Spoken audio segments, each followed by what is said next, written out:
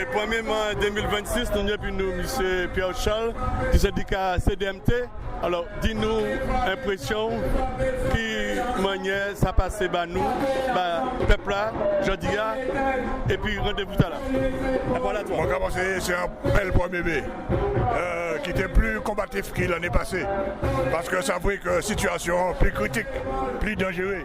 Il est dangereux au niveau Martinique, il est dangereux au niveau de la France, il est dangereux au niveau mondial.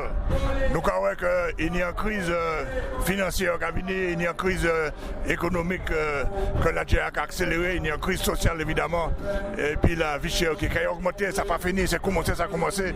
Et donc, pour eux, ça veut dire que dès moments ils commencent à prendre conscience de ça et de comprendre que dans les temps à venir, nous ne pouvons pas gagner le choix. C'est ou bien nous rester en bas l'option les fascistes, l'extrême droite, ou bien nous assembler, ou bien les travailleurs, les peuples qu'assembler. C'est ça qui est à l'ordre du jour. Et c'est extrêmement sérieux parce que c'est finalement l'avenir de l'humanité tout entière qui est en jeu. Et moi, je espérer que pour lui, là, c'est une prise de conscience de ça. C'est pour ça que différentes causes sont représentées, tenir des panneaux, les chlordécone, la Palestine, en les Cuba.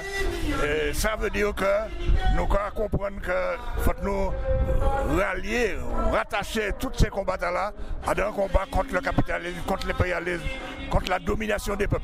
Merci encore.